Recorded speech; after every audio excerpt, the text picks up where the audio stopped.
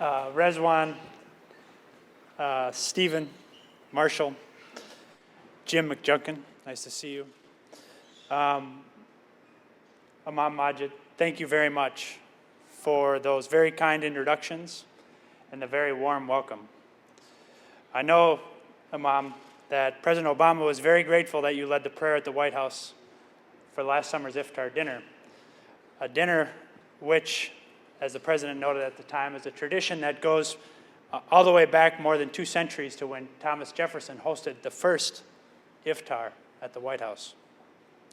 Thank you also for being one of our nation's leading voices for the values that make America so strong, especially religious freedom and tolerance.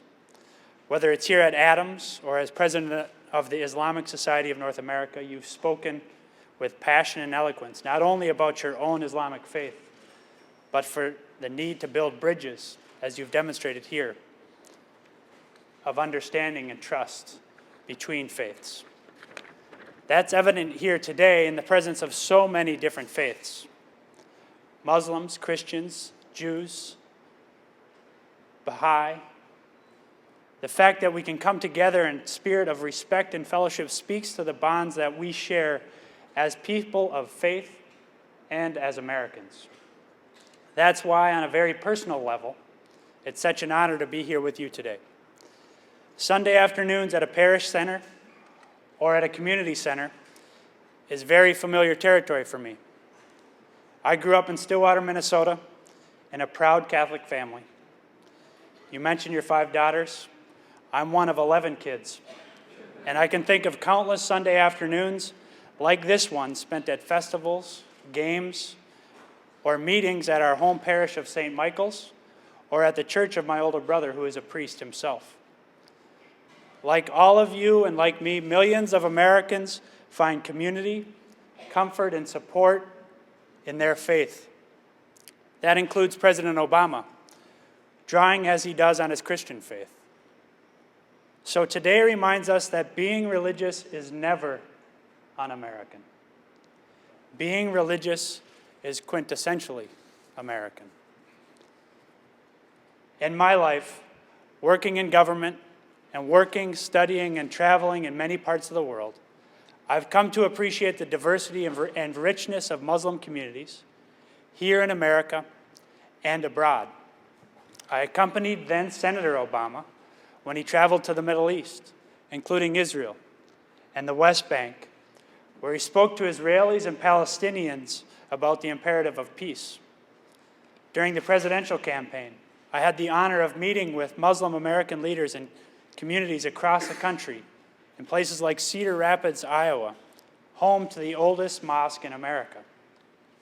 Over the past 2 years, I, along with Paul and other members of the White House staff, have benefited from the advice of many of your organizations through our Office of Public Engagement, because, after all, your communities have the same concerns as all Americans: the economy, education, healthcare, the safety of our children, and our country. For example, this week at the White House, students from Muslim, Arab, and South Asian communities will join young people from across America for a conference with the President and First Lady to prevent bullying. I was privileged to join the President in Cairo, where he called for a new beginning between the United States and Muslim communities. And here at Adams Center, with one of the largest mosques in America, you see the incredible racial and ethnic diversity of Islam. And yet, as Imam Majid once explained, here you find common ground as Americans. So for me, being here is not unlike being at St. Mike's back home in Minnesota, or for that matter, going to any house of worship or community of worship anywhere in America. This is a typically American place. We just saw that in the wonderful program, including the Boy Scouts leading us in the Pledge of Allegiance to the American flag. You see it in all the activities that occur here, just like in communities across America. Youth programs, sports, playgroups for moms and their young kids, charitable programs, including help for the homeless. This is a place where Americans come together, not only to practice their faith, but to build strong communities with people of many faiths. Here in Virginia and across the country, Muslim Americans are our neighbors and our fellow citizens. You inspire our children as teachers. You strengthen our communities as volunteers, often through interfaith projects like the President's United We Serve program. And you protect our communities as police officers and firefighters. You create jobs and opportunity as small business owners and executives of major corporations. You enrich our culture as athletes and entertainers. You lead us as elected officials and members of Congress.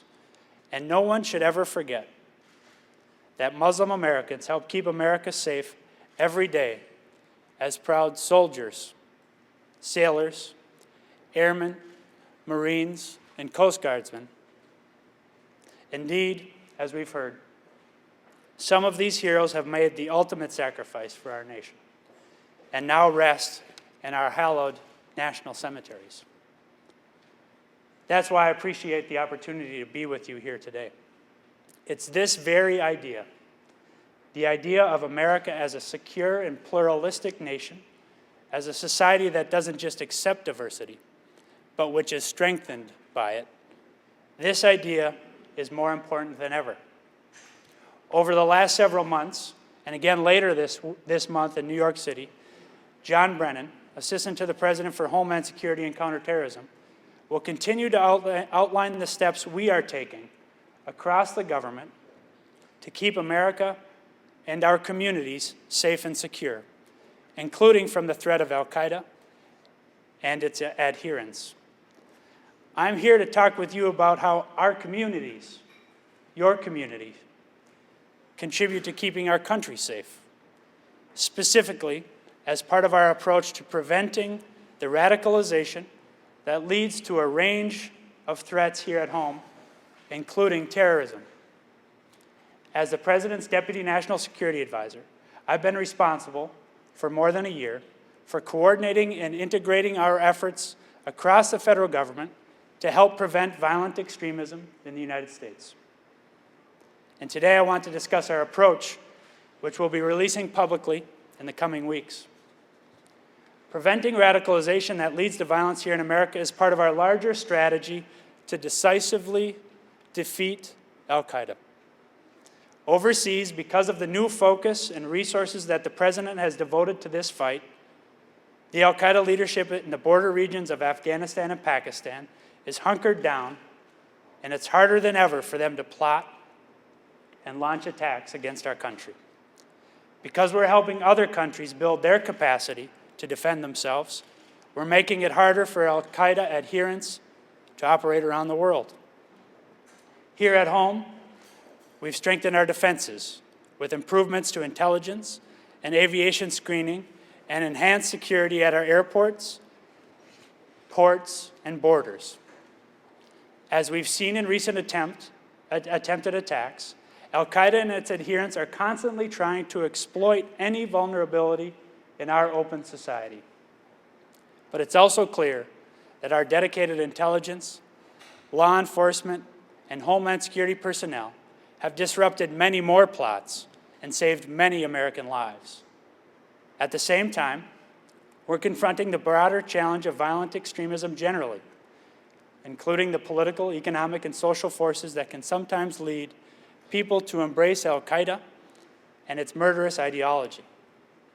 This includes challenging and undermining the twisted ideology, the political propaganda that al-Qaeda uses to recruit, radicalize, and mobilize its supporters to violence. Of course, the most effective voices against al-Qaeda's warped worldview and interpretation of Islam are other Muslims. As the President said in Cairo, Islam is not part of the problem in combating violent extremism. It is an important part of promoting peace. Around the world, poll after poll shows that the overwhelming majority of Muslims reject al-Qaeda. Many Muslim leaders around the world have loudly condemned al-Qaeda and its murderous tactics and declared that it is a violation of Islam to murder innocent people.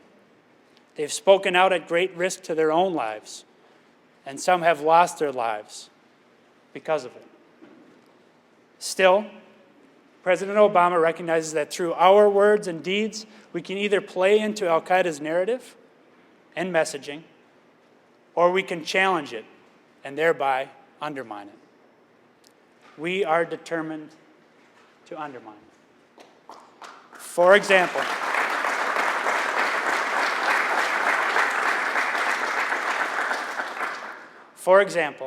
we know there are many different reasons why individuals from many different faiths succumb to terrorist ideologies. And there's no easy profile of a terrorist. But based on extensive investigations, research, and profiles of the violent extremists we've captured or arrested and who falsely claim to be fighting in the name of Islam, we know that they all share one thing. They all believe that the United States is somehow at war with Islam, and that this justifies violence against Americans. So we are actively and aggressively undermining that ideology. We're exposing the lie that America and Islam are somehow in conflict. That is why President Obama has stated time and again that the United States is not and never will be at war with Islam. On the contrary, we've strengthened alliances and partnerships with Muslim-majority nations around the world, from Turkey to Indonesia. As a result of the President's speech in Cairo, we've forged new partnerships with Muslim communities to promote entrepreneurship, health, science and technology, educational exchanges, and opportunities for women. In fact, the President insisted that his national security staff create a new office, the Global Engagement Directorate, to make these partnerships a priority. We also undermine al-Qaeda's ideology by exposing the lie that it is somehow defending Islamic traditions when, in fact, al-Qaeda violates the basic tenets of Islam. The overwhelming majority of al-Qaeda's victims are Muslim. In contrast to the ethics and accomplishments of the Islamic Golden Age, a period of great scientific learning, networks of Muslim, Christians, and Jewish intellectuals and philosophers, advances in mathematics, agriculture, technology, and the arts, al-Qaeda practices nothing but religious bigotry and glorifies suicide bombing. We undermine al-Qaeda's ideology by showing it that it is the power of nonviolence and democratic change that leads to progress, not senseless terrorism. And now people across the Arab world are proving that point. Consider this. Al-Qaeda's second-in-command, Ayman Zawahiri, an Egyptian, has spent decades trying to overthrow the government of Egypt through terrorism. But in just a few short weeks, it was the people of Egypt, men and women, young and old, secular and religious, Muslims and Christians, who came together and changed their government peacefully.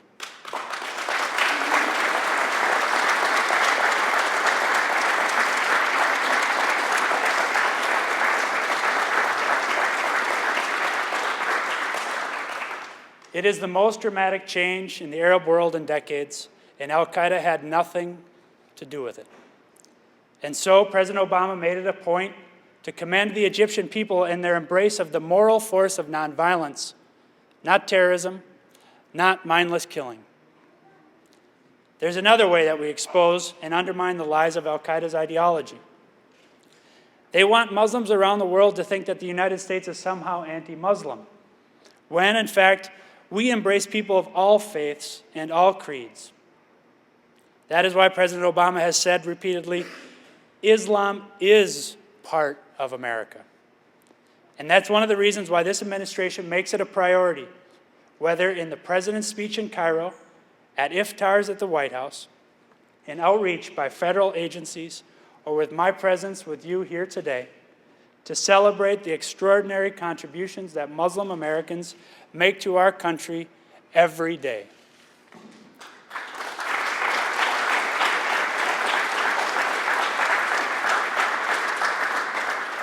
For all of these reasons, our stronger defenses at home, our progress against al-Qaeda overseas, the rejection of al-Qaeda by so many Muslims around the world, and the powerful image of Muslims thriving in America, al-Qaeda and its adherents have increasingly turned to another troubling tactic, attempting to recruit and radicalize people to terrorism here in the United States.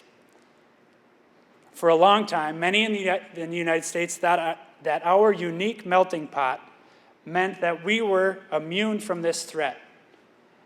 This despite the history of violent extremists of all kinds in the United States.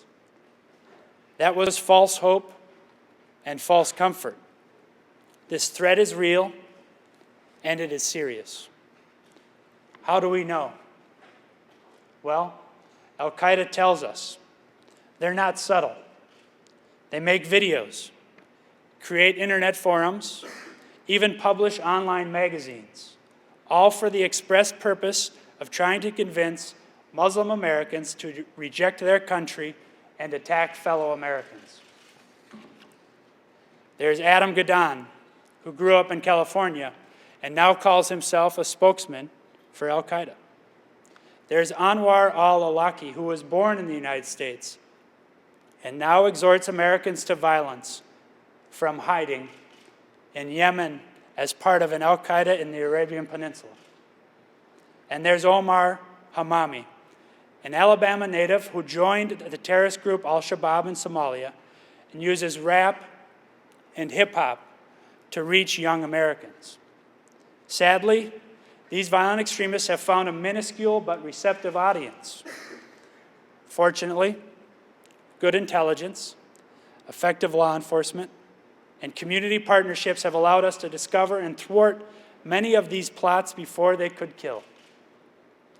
Examples include Najibullah Zazi of Denver, who conspired to bomb the New York City subway, Daniel Patrick Boyd of North Carolina, and others who conspired to murder U.S. military personnel, and individuals who plan to bomb buildings in Illinois and Texas.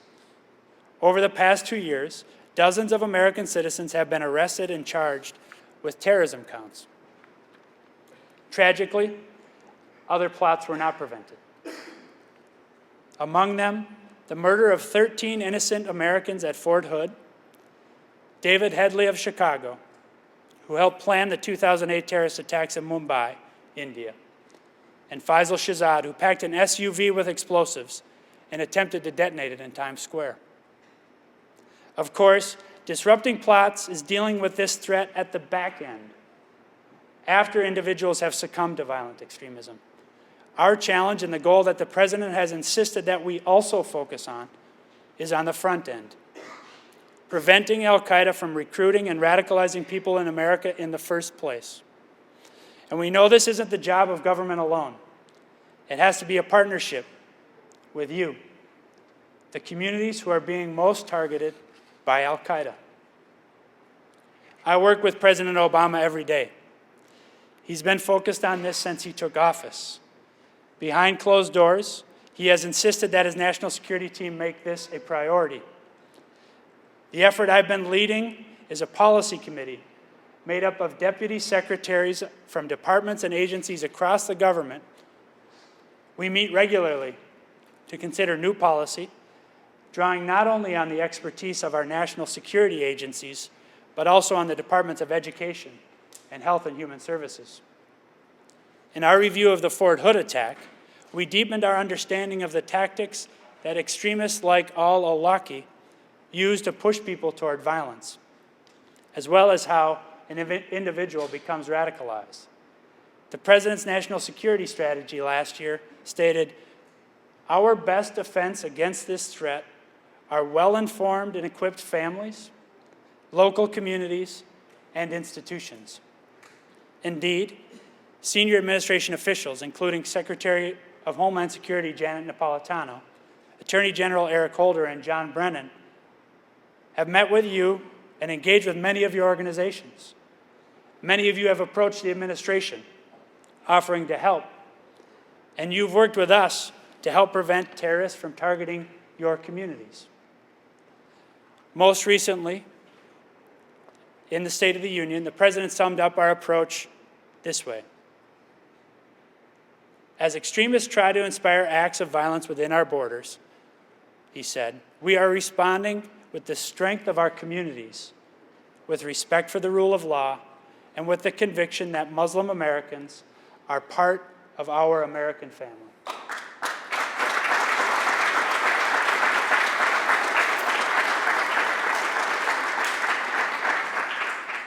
With the time I have left, I wanted to address three aspects of our approach: how we think about and see this challenge, the principles that are guiding our efforts, and what we're actually doing in partnership with your communities. How are we in government thinking about this challenge? After years of experience, we have a better understanding, not only of how terrorist recruiters try to radicalize, but how we can reduce the chances that they'll succeed. We know, for example, that not unlike gang lords and drug dealers, terrorists prey on those who feel disillusioned or disconnected from their family, community, or country. They target individuals who are perhaps struggling with their identity, suggesting to them that their identities as an American and as a Muslim are somehow incompatible, and that they must choose between their faith and their country.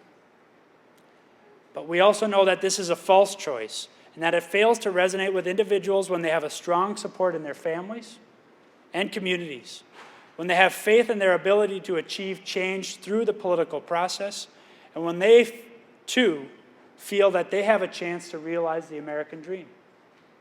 In other words, we know, as the President has said, that the best defense against terrorist ideologies is strong and resilient individuals and communities. This should be no surprise.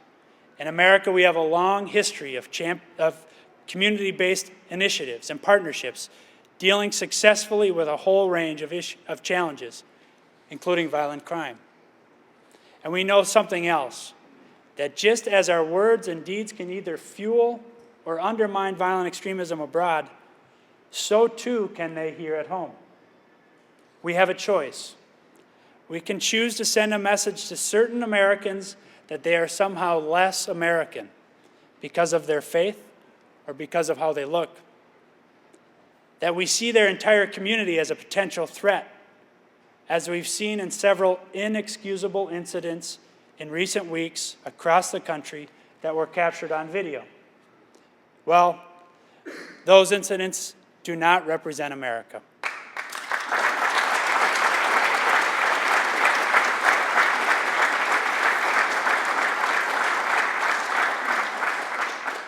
And if we make that choice, we risk feeding the very feelings of disenchantment that may push some members of that community to violent extremism.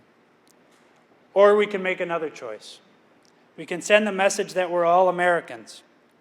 That's the message the President conveyed last summer when he was discussing Muslim Americans serving in our military and the need to honor their service.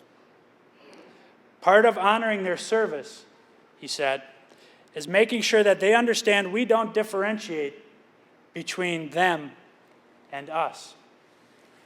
It's just us.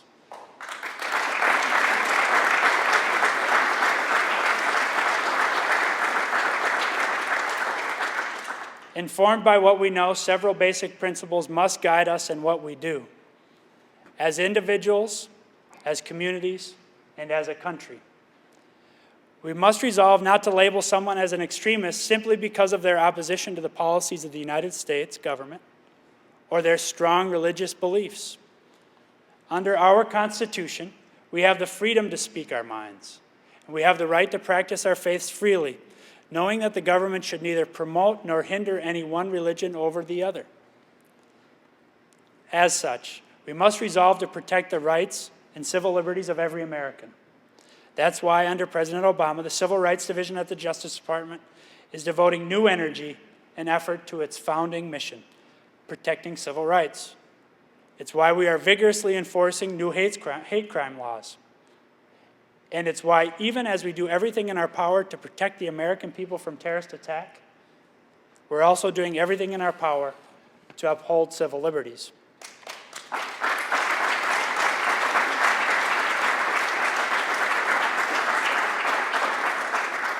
We must resolve that in our determination to protect the nation, we will not stigmatize or demonize entire communities because of the actions of a few. In the United States of America, we don't practice guilt by association. And let's remember that just as violence and extremism are not unique to any one faith, the responsibility to oppose ignorance and violence rests with each of us. In the wake of terrorist attacks, instead of condemning whole communities, we need to join with those communities to help them protect themselves as well.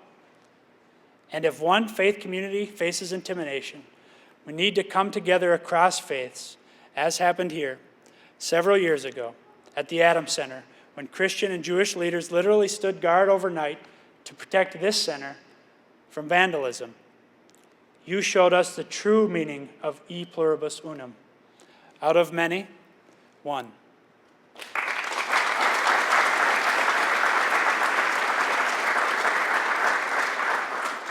Let's resolve that efforts to protect communities against violent extremists must be led by those communities themselves. Indeed, we're fortunate that Muslim Americans, including organizations represented here today, have taken unequivocal stands against terrorism.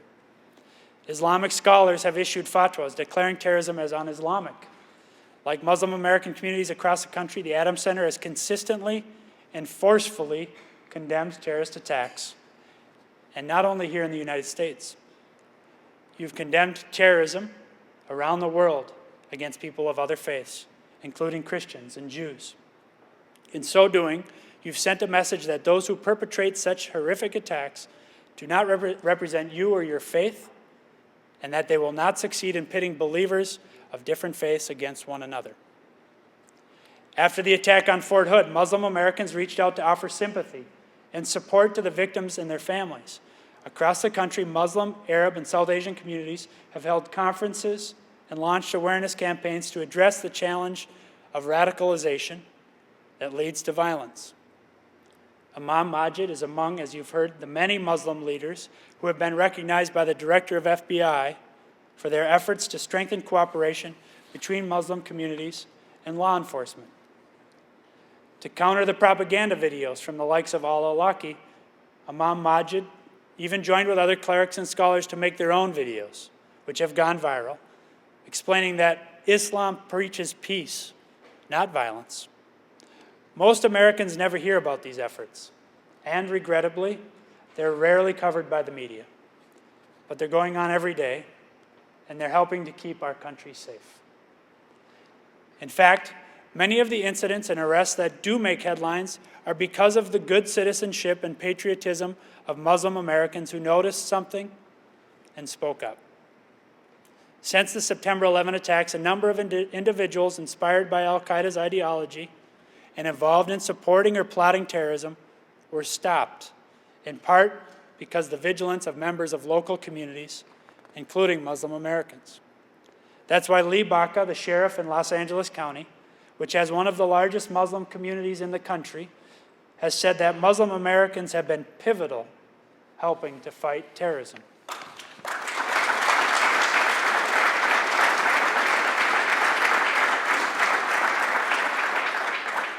And that's why Attorney General Holder has said that cooperation from Muslim Americans and Arab Americans has been absolutely essential in identifying and preventing terrorist threats. The bottom line is this: when it comes to preventing violent extremism and terrorism in the United States, Muslim Americans are not part of the problem. You're part of the solution.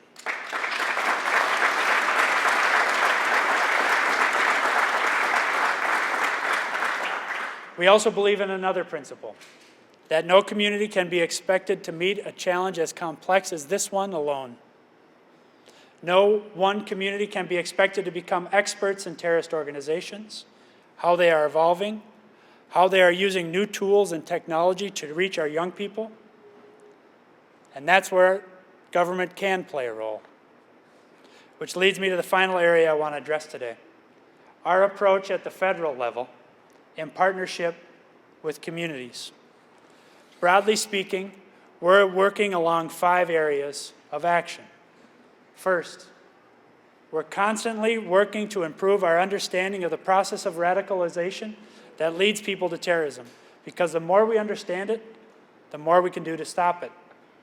As I said, we've learned a great deal about the factors that make individuals susceptible to extremist ideologies and violence.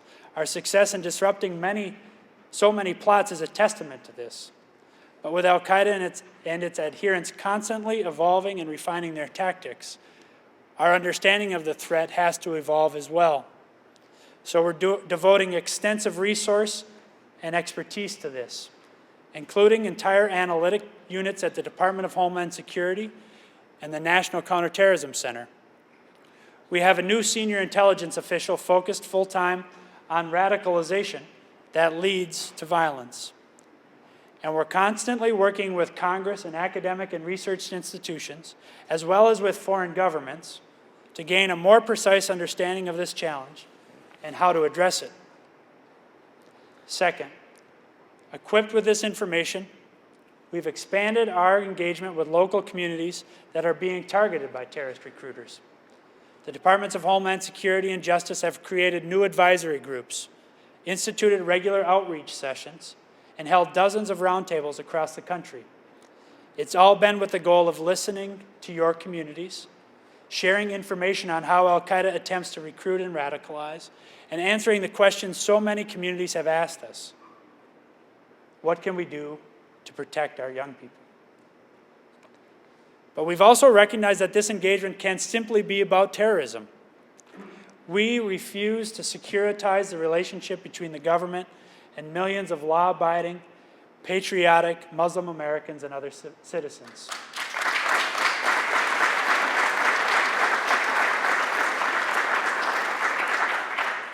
We refuse to limit our engagement to what we're against, because we need to forge partnerships that advance what we're for, which is opportunity and equal treatment for all. So other departments like Health and Human Services and Education have joined with communities to better understand and address the social, emotional, and economic challenges faced by young people so they can realize their full potential in America. And our U.S. attorneys are leading a new coordinated federal effort to deepen our partnerships with communities on a host of issues. Because we don't just want to keep our young people from committing acts of violence, we want them to help build our future.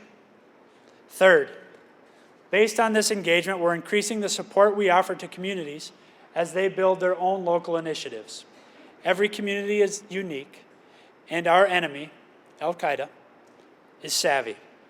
It targets different communities differently. So we're attempting and working to empower local communities with the information and tools they need to build their own capacity to disrupt, challenge, and counter propaganda in both the real world and in the virtual world. Where the federal government can add value, we'll offer it. But oftentimes, the best expertise and solutions for a community will be found in that community, in the local organizations, institutions, and businesses that understand the unique challenges of that community. Technology experts in the private sector, for instance, can share tools to counter terrorist narratives and recruiting on the internet. In those instances, the federal government will use our convening power to help communities find the partnerships and resources they need to stay safe. Fourth, because the federal government cannot and should not be everywhere, we're expanding our coordination with state and local governments, including law enforcement, which work directly with communities every day. We are in close collaboration with local governments, like Minneapolis and Columbus, Ohio, and we're drawing on their best practices. We recognize, as Secretary Napolitano has said, that Homeland Security begins with hometown security. But we also recognize that while local officials have the best and deepest understanding of the challenges facing individuals, groups, and families in their communities, they also have limited knowledge of al-Qaeda and its tactics. We have, therefore, developed and expanded training for law enforcement, counterterrorism fusion centers, and state officials. We're putting a new emphasis on training to help officials better understand and relate to a diverse range of community partners. In fact, in just the past 5 months alone, DHS has offered this sort of training to more than 1,000 law enforcement officers and other government personnel across the country. Finally, We're working to improve how we communicate with the American people about the threat of violent extremism in the country and what we're doing to address it. Because we cannot meet this challenge if we do not see it for what it is and what it is not. This includes dispelling the myths that have developed over the years, including misperceptions about our fellow Americans who are Muslims. Put simply, we must do exactly what al-Qaeda is trying to prevent. We must come together as Americans to protect our country in a spirit of respect, tolerance, and partnership. That is the message I hope to leave with you today, and that is the message that President Obama has delivered and will continue to deliver throughout his presidency. As he said in a speech at West Point last year, al-Qaeda and its supporters will continue to recruit and plot and exploit our open society. But, he went on to say, we need not give in to fear every time a terrorist tries to scare us. We should not discard our freedoms because extremists try to exploit them. We cannot succumb to the division because others try to drive us apart. We are the United States of America. Thank you all very much, and thank you for all that you do to keep enrich and protect this country that we all love.